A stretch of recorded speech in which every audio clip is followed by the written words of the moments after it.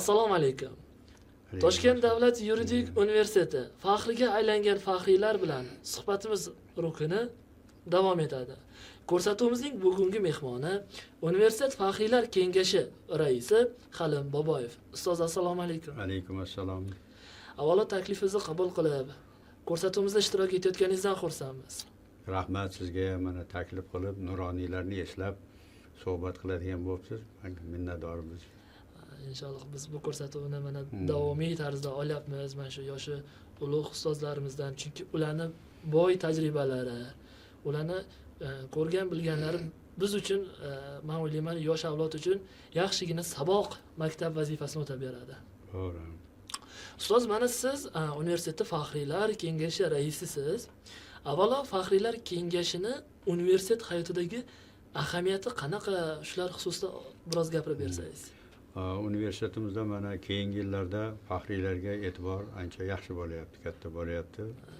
Mana umuman olganda bir 60 dan ortiq ishlayotgan pensiyadagi faxriylarimiz 60 dan ortiq son bo'yichada. Shular bilan doimo biz hali kontaktda, aloqada.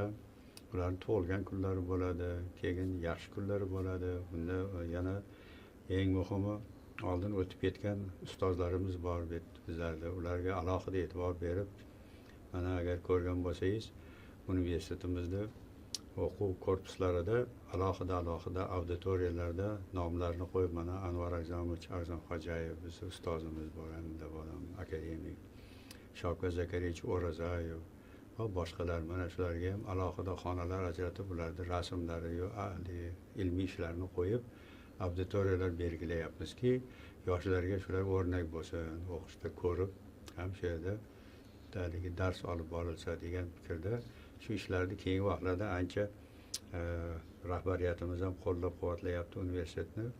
Biz ham joyidagi shu o'rtoqlarimiz maslahati bilan olib boryapmiz shu ishlarni. Ustoz, mana siz o'zingiz huquqshunossiz. Men bir quyidagi savol bilan sizga yuzlanmoqchiman. Siz 20-asrni mana ikkinchi yarmidan boshlab o'zingizni qaysidir ma'noda ilmiy karyerangizni boshlagansiz. Shu nuqtai nazardan yurisprudensiyani 20-asrdagi manzarasi qanaqa bo'lgan va bugungi kundagi manzarasi qanday? Endi bu 20-asr deganingizda biz mustaqillikka qadar alohida nima qilamiz, tarixini. Xuddi shunaqa. Afsuski o'sha tarix oldingi asrda ancha murakkab tomonlari bor edi. Gap shundaki, bironta bir ilmiy maqola, ilmiy ish qilaman desangiz, albatta Moskva markazidan o'tish kerak edi, testdan. Yana rus tilida berishingiz kerak edi. Mana bular ancha qiyinchiliklar olib kelardi. Mana shaxsan meni o'zim bilan ham shunday bir voqea bo'ldi. O'qishni bitirgandan keyin shu 68-yillarda 70-yillar deylik, o'ngi asrda o'qishni bitirgandan keyin ilmiy ish qilishga nima qilishdi, jalb qilishdi, endi aspiranturaga. Keyin men o'ylab Amir Temurni yozmoqchi bo'ldik, siyosiy qarashlarni, men siyosiy huquqiy ta'limotlar bo'yicha mutaxassis bo'ladigan bo'ldim. Shunda keyin u vaqtda Amir Temurni nomini ham gapirib bo'lmas ekan. Ustozga bordik, to'xtab tur dedi, Amir Temurni gapirmay turib, tanqidga uchrayapti yoki Ibrohim Mo'minov shular bor, akademiklar shular boshlagandi, shularni ham taqib ostiga olishdi haligi. Nega Amir Temurni diktatorni ko'tarishyapti bu deb, shu Moskvadan o'zimizgilar ham qo'shilishardi bu yerda, endi Moskvaga yordam beradiganlar. Keyin men o'ylab Navoiyga o'tdim. Navoiyni endi siyosiy huquq qarashlarini bu ruslar ham hurmat qiladi, boshqasi ham deb. Endi borib haligi bibliotekada o'tirib, Hamsani o'qib tursam, Navoiy hazratlari yozyaptiki, ustozlar Nizomiy Ganjaviy, Abdurahmon Jomiylar fors tilida yozdi Hamsalarni. Men turk tilida yozdim deb qaror qilyapti. Yana ustozni oldiga keldim men. Malik Hakimich degan ajoyib bir ustozim bor edi, meni professor. Domla dedim, bu turk tili, o'zbek tili bo'lsa kerak. Navoiy turk tilida yozgan ekan, men o'ris tilida yozsam bu bo'lmaydi, xafa bo'ladi. Navoiyga o'zbek tilida yozishim kerak desam, to'xtab turdi, sen yana bir joyga bosh og'riqni topib kelding, yur, vaqt degan joyga boramiz dedi. vaqti vaqt deyiladi высшая аттестационный комиссия Oliy o'rcha attestatsiya qilib biz komissiyasi. oliyni hozir vaqti faqat o'rcha aytamiz bordik yana akademiyani yonida edi kirib domla kirib ketdi man qoldim ruxsat so'raymiz dedi o'zbek tilida yozishga ruxsat so'rashga keldik endi chunki hammasi Moskvada rus tilida tasdiqlanadi Ha. keyin domla chiqdilarda dedi sen dedi boshliqqa og'ritding bola dedi xat yozishadigan bo'ldi ruxsat so'rab endi kutamiz dedi qani javob Moskvadan nima keladi o'zbek tilida Navoiyni siyosiy huquq qarashlarini bir dissertatsiya qilib yozishga nomzodlik shuni Moskvadan so'rash kerak endi mana ko'rdingizmi ahvolni qanaqaligini mana o'zim bilan bo'lgan voqea Ha. bir oylab kutdik keldi javob keyin разрешается но с условием o'rcha qilib yozilyapti но с условием 2 раза больше в объеме автор и пират Oh. на русском языке faktiski rus tilida dissertatsiyani ham yozsin degan gapda endi shunga ham xursand bo'lib bizlar ruxsat bo'ldi deb kirishib mana shularni bajarib keyin tasdiqlarni oldikda xudoga shukur o'sha aytganini qilib hammasi Rossiyada Moskvada tasdiq topardi boshqa yo'limiz yo'q edi hamma yoq shunday ushlangan edi ayniqsa ilm ahli masalasi judayam nozik edi shu vaqtlarda endi yurisprudentsiyamiz ham shunaqa edi endi hammasi rus tilida mana eng achinarli hozirgacha qiyinchiliklar bor mana man ko'p gapirib yuraman jinoyat huquqi deydi jinoyat huquqi emas jinoyatga jazo bo'lishi kerak Burxoniddin Marg'iloniyning alohida kitobi bor jinoyat va jazo deb yozgan bu qayerdan paydo bo'ldi biz shu rus tilidan уголовный pravoni jinoyat huquqi deganmiz уголовный protsess deydi mana bunga ham to'g'ri emas bu ham yoki jinoiy yo'nalishdagi kafedralarni bir narsada yozib tashlashadi hozirgacha bular hammasi ana shu rus tilidan biz tarjima qilardik hali amallab tarjimalarimiz ham endi haligidek bo'lib mana shunaqangi haligi jinoyat va jazoni o'rniga jinoyat huquqi ananday bo'lib ketgan shu hozirgacha davom etyapti ayrim sohalarda afsuski to'g'rilashga qiyin bo'lyapti chunki kodekslar e'lon qilingan boshqa ilmiy ishlar qilingan bularni hammasini o'sha o'tmishimizdagi mana shu yurisprudensiyadagi kamchiliklar darslar ham faqat asosan rus tilida olib borilardi yoki rus tilida yozilgan adabiyotlar tarjima qilib shular o'qilar edi o'zimizni tariximizni biz bilmas edik yaxshi yuridik lingvistika oldida demak hali o'z yechimini kutib turgan bir qancha man masalalar doim gapirib yuraman avestani biznikilar bilmaydi o'qimaydi dunyo madaniyatiga sharq va g'arbda avesta asos soladi 3000 yil oldin Zardush Xorazmda yozilgan xalq og'zaki ijodlardan olib shuni sistema qilib bir nima 12 mingta beruni yozadi 12 mingta mol terisiga tilla harflar bilan yozilgan nusxasi bor edi haligi Aleksandr Makedonskiylar bosib kelgan vaqtda shular olib ketadi Yevropaga va Yevropangiz butun madaniyatni shunda o'rganadi keyin bo'lsa biz uni bilmaymiz hadeb Yevropa Rossiyada o'qidik mana shu tariximiz mana shunaqa mani bilishimchada endi afsuski hozirgacha biz o'zimizni tariximizni chuqur ayniqsa yurisprudensiya tarixini huquqshunoslikni o'rganishda hali ko'p ishlar qilishimiz kerak bo'ladi ustoz bizni mana shu nima deydi bir sharqona qadriyatlarimizda deymizmi yoki o'zbekona mentalitetimizda deymizmi yaxshi bir an'ana bor bu ustoz shogird an'anasi mana siz yuristlarni ustozisiz huquqshunos ustozsiz mana shu malakali huquqshunos kadrlarni tayyorlashda haqiqiy yurist ustoz qanaqa fazilatlarga ega bo'lishi kerak deb hisoblaysiz endi bu juda og'ir savol berdingiz chunki ustoz va shogird deganda ustoz ham munosib bo'lishi kerak ustozlikka shogird ham endi chunki shundaki haligi shunchaki ustoz va shogird degani bilan bo'lmaydi bu ish ustozlar avvalambor qalb pok bo'lishi kerak o'zini demak o'sha ilm sohasidagi erishgan yutuqlarni yaxshi biladigan inson bo'lishi kerak yuzaki emas u yoqdan bu yoqdan ko'chirgan boshqa emas shu sohani egasi bo'lishi kerak bu endi albatta hamma tomonni egallab bo'lmaydi bu ilm cheksiz ketadi lekin shu sohani biladigan inson bo'lishi kerak o'zicha bir fikrni aytadigan yangiroq fikrlar beradigan bir yo'nalishlar beradigan odam men o'ylayman ustozlik nimasiga erishadi bu endi o'zi bo'lmaydi buni yillar davomida mana bir necha yillar davomida o'tish kerak bo'ladi o'sha aspirantura, doktorantura, ilmiy ishlar, nomzodlik, doktorlik dissertatsiyalarni yozib, shuni yo'liga haligi erishgan odamlargina kelajakda bir ustoz bo'lishi mumkin endi. Shogirdlar ham endi shunga yarasha qiziqadigan shu sohaga. Yo'liga men bir haligi nomzod bo'lay, yo bir aspirant bo'lay deb emas, bu niyat bilan o'sha bir kelajakda men ham bir sohani bir o'rganib, mana shu ustozlardan ham o'taydigan bir niyatda haligi qilsa, o'sha barimcha to'g'ri bo'ladi mening nazarimda. Mana shundoq endi har xili bor, shogirdlarning ichida ham shunaqa intilganlar ham bor, keyin yarim yo'lda tashlab ketadiganlar ham bor, ko'ryapmiz bularni. Mana ilgari bizlarda yana bitta yomon nima bordi, mana shu o'zim mana 60 yil bo'lyapti shu universitetdaman-da endi shu bitirgan. 5 ga o'qigan bolalarni iltimos qilardim, aspiranturaga qolgin. Siz yaxshi o'qigansiz 5 ga, shuni ilmiy chiqsa, ya domla biz prokuraturaga boramiz. Biza prokuratura deydi. Ota-onalar ham shunaqa, men rektor bo'lishganda kelishardi ota-onalar. Mayli, kichkina ish bo'lsa ham o'g'limiz bitiryapti, prokuraturga borsa. Ko'rdingiz, shu haligi bu milliy nimaga kirib ketgandi. Prokuror bo'lsa, haligi bir nima bo'lsa, o'shaligi sotsializmda diktaturasidan qolgan narsalar edi bular endi. Ana shu vaqtlarda ko'p bolalarimiz shu yoqqa ketdi. Nima prokuratura kerak u tashkilot bu. Bu albatta u ham o'zi o'rnida, lekin ilm, ma'rifat oldin turish kerak edi masalada.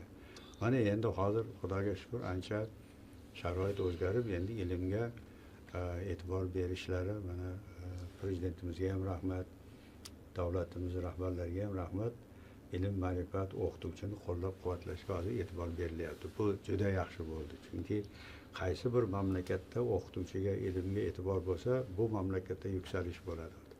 Bo'lmasa aksincha, bitta zaiflik yuzaga keladi mamlakat taraqqiyotida. To'g'ri. Mana shunaqa, mana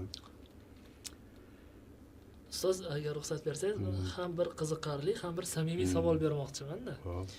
Mana shu siz ham talaba bo'lgansiz yoki ishga kirgan o'sha yoshlik paytlaringizda mana shu hayotingizdagi bir qiziqarli voqealardan biri bilan o'rtoqlasha olasizmi? Endi bizlar yoshligimiz juda jo'shqin o'tgan. Bizda komsomol degan tashkilot bo'lardi. Bu yoshlar hozir unchalik ko'rinmaydi. Bizlarda hamma ishni biz komsomol bajarardik. Men mana o'sha 2-kursdan yaxshi o'qiganim uchun, a'lo darajada o'qiganim uchun meni komsomol sekretari qilib qo'yishgan edi. Bolalarda stipendiya olishi bormi? Paxtaga borib terishi bormi ularda? Yotoqxonada yashashi-yu, sharoiti-yu, taqsimoti-yu, hammasi deyarli biz komsomol boshqarardik.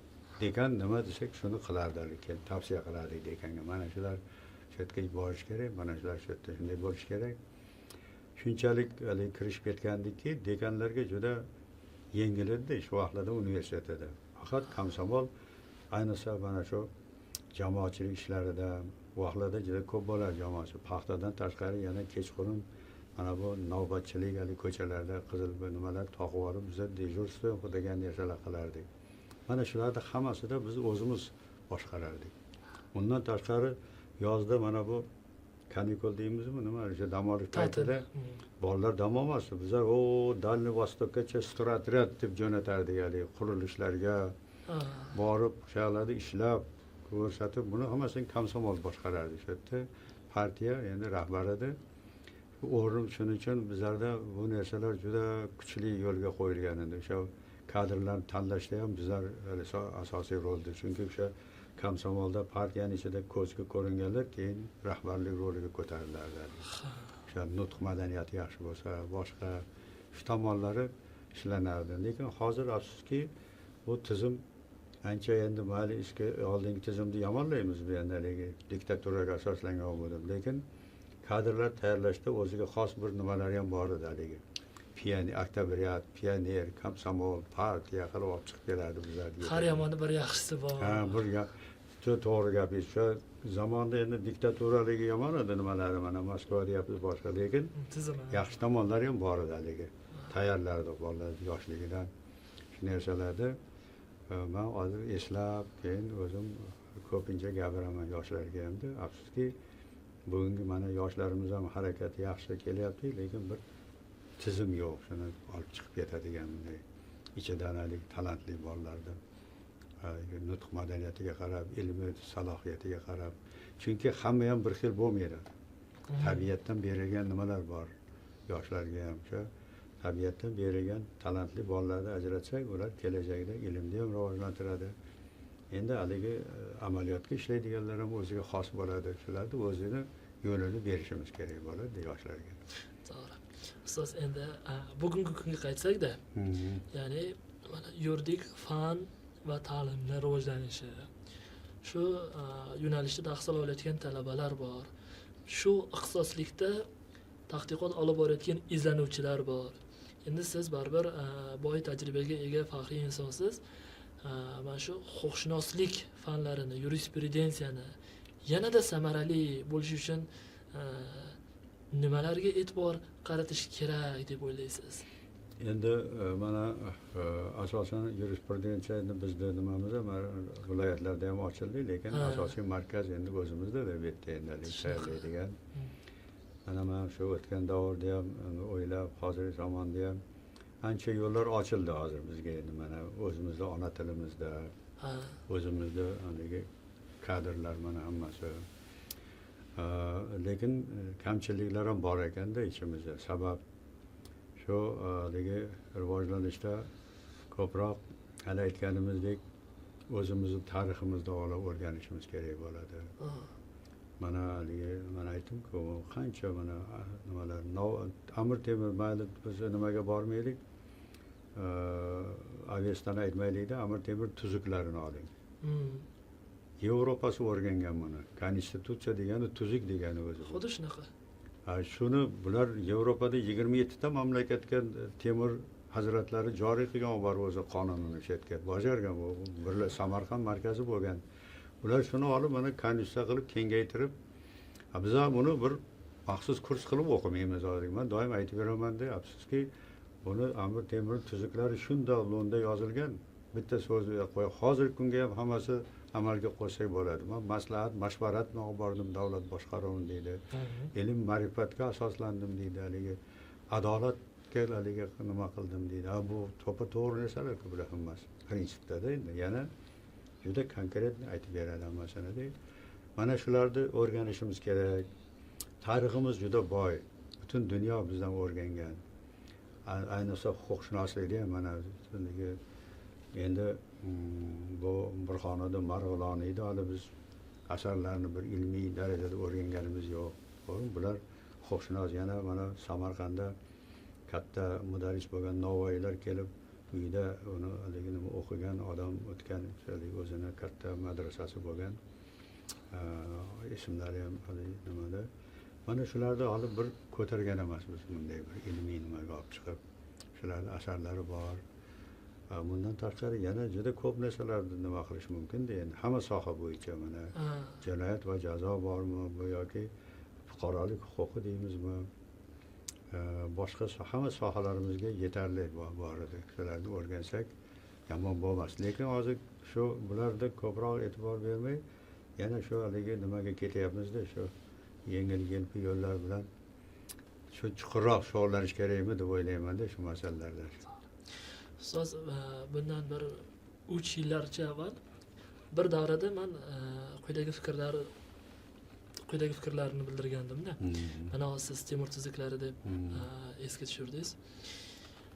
Mana biz huquqshunoslik fanlarini o'tamiz. Birinchi konstitutsiya qachon, qayerda paydo bo'lgan? Aytadi 18-asrda AQShda.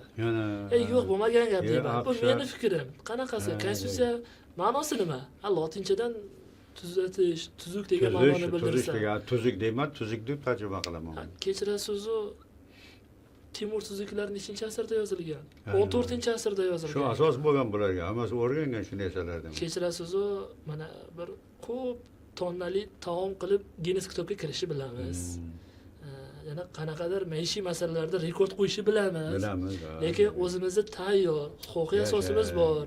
Butun dunyoga o'zini adolati bilan butun dunyoni haligacha hurmat qiladigan bir ulug' Sohibqiron bobomizni yaratgan Temur tuzuklarini nima uchun biz ilmiy huquqiy asoslarni ko'rsatib, yo'q, birinchi konstitutsiya bu o'sha ikkinchi sivilizatsiya davrida bizda yaratilgan deb ko'rsatmaymiz degan mani qiynaydi-da man shu shunday narsa. deb o'ylayman. Hozir ham doim leksiyalarımda aytaman, chunki Siz ham bu aytasizmi? temir tuzuklari bu lotinchasiga konstitutsiyada bular kengaytirdi, keyin asos qilib oldi o'sha vaqtda.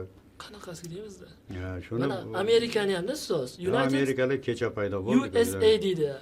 Biz uni Qo'shma Shtatlar deb biz ham kashf etdik deb qo'yaylik. Inglizchasiga qaragan, o'zbekchasiga boshqacha Amerikalar bo'lyapti. keyingi asrlar bu. Bizlar ungacha bu yerda hali Yevropada bir davlat yo'qligida bizlarda bu madaniyat bo'lgan bu yerda, mana sharqda. Hali Abdulla Oripov aytadilar-ku, dengiz ortin yoritganda o'sha Beruniyni mashalasi, aql mashalasi Kolumb hali o'qlar edi dedilar. Mana hamma sohada shariatni ham olib ko'ring, mana islomda-da.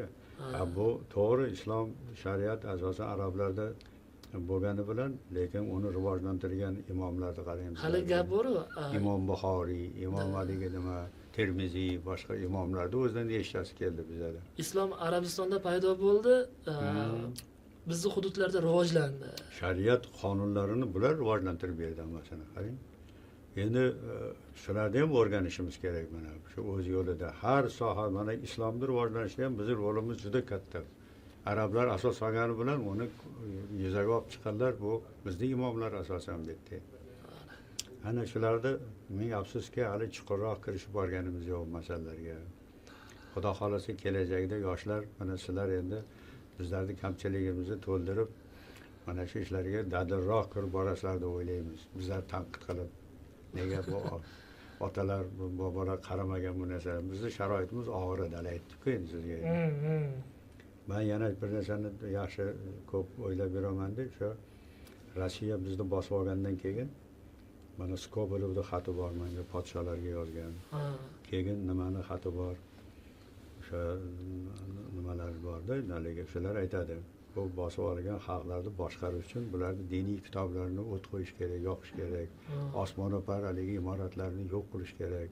Bo'lmasa boshqarib bo'lmaydi deb podsho hazratlariga murojaat qilganman. Shu siyosat asos qilingan keyin bizlarni savodsiz deb, haligi bu haligi diniy xurofot deb, boshqa deb hammamiz tanqidga uchratib, xuddi bizni shu Rossiya o'rgan. Rossiyada hali odamlar yashamaganda bizda bu yerda madaniyat bo'lgan, bu yerda tarix va ilm fan va falsafa va avestalar yozilgan betlarda bu. Shuning uchun bu narsalarga biz tanqidiy qarab endi o'zimizni tiklashda tarixni birinchi man nazarda tutaman-da, huquq tarixini ham biz yaxshi joyiga qo'yishimiz kerak. Hali bir gap bor, adashmasam buni 20-asrda o'sha siyosiy arboblardan biri bo'lgan Winston Cherchill aytgan ekanda, tarixni o'qing, chunki tarix takrorlanadi. Dunyo 90% mana shu tarixdan iborat. Rostdan ham yon atrofga, tevarak atrofga boqsak, ro'y bergan voqealar o'zini shakli, shamoilini o'zgartirib, boshqacha paydo bo'lib kelyapti-da, yana sodir bo'lyapti-da. To'g'ri. Hamma tarix shuni ochib beradi bizga. Nima yolg'on, nima rost haligi. Chunki tarixni o'chira olmaysiz. Bu bo'lib o'tgan bilan emas. Haligi salbiy tomonlarni ham, ijobiy tomonlarni ham to'g'ri baholab, ilmiy ishda rivojlantirish kerak endi. Mana shu masalalarga qaratilsa to'g'ri bo'ladi deb o'ylayman. Mana bugun kvotalar oshirildi, yetarlicha imkoniyatlar, o'qiyman desa sharoitlar. Mana ming rahmat. Endi mana foydalanish kerak. Mana hozir marhamat aytdim-ku, ona tilimizda adabiyot desangiz adabiyot, chet elga desangiz chet elga yuboryapmiz, Amerikasigacha bo'ladi. Marhamat, endi shug'ullanaylik. Yana qanday imkoniyat yaratish kerak bizga. Endi o'zimizga bog'liq hammasi, bu yerda ishlashga, mehnat qilish kerak. Navoiy hazratlarining bir yaxshi gapi bor. Umrni zoya etma, mehnat qil, mehnat saodatning kalidi bil deydi. Faqat saodatga mehnat bilan erishasan, tanish bilish bilan, haligi nari beri qilib o'tish bilan saodatga erishib bo'lmas ekan. Halol mehnat bilan inson saodatga erishishi mumkin deb hazratlar aytib ketganlar. Rahmat. Ustoz, efirimiz nihoyalanib bormoqda. Bizni kuzatib turgan mana auditoriyamiz, kuzatuvchilarimizga o'zingizni bildiradigan tilak va tavsiyalaringiz bo'lsa, marhamat. Kuzatuvchilarimizni mana biz yangi yilga o'tdik endi. 25-yil deyiladimi endi bu? 2025-yilda mana endi biza hayotimiz yanada mazmunli, samarali bo'lsin. Tabriklaymiz mana shu yil bilan. Meni niyatim mana shu yoshlarimiz ancha mana kelajakda hali aytganimizdek ilm ma'rifatga astoydil kirishib, o'zimizni tariximizni yaxshi o'rganib, yana dunyo tarixini o'rganaylik. Shu yerda o'zimizni o'rnimizni topib chiqishimiz kerak bo'ladi-da endi. Tillarni o'rganishimiz kerak. Men tavsiya qilaman, doim ingliz tilini yaxshi o'rganish kerak dunyoga chiqish uchun endi. Chunki kerak endi shu narsalarda. Ana shuni o'qib, ishlab biz dunyoga olib chiqadigan narsalarimiz ko'p juda hali. Shunga men muvaffaqiyat tilayman hammasiga mana shu yo'lda. Ko'rsatuvdagi ishtirok va bildirib o'tilgan fikr mulohazalar uchun yana bir bor o'z minnatdorchiligimni bildiraman. Sizga ham rahmat. Mana suhbat qilib oldik. Yaxshilik bo'lsin. Yaxshilikda ko'rishaylik doim mana shunday. Universitetimiz yanada rivojlansin, mana taraqqiy etsin. Albatta siz ushbu biz yozib olgan ko'rsatuvimiz universitetda baribir arxivida mana asrlar davomida keyingi avlodlar uchun bu yozib olinadi. Yana bir bor minnatdorman. Rahmat. Siz aziz kuzatuvchilarimiz bilan, yana faxriylarimiz bilan suhbat bahonasida ko'rishguncha deya xayrlashib qolamiz. Sog' salomat bo'linglar. Rahmat. Mana salomat bo'linglar.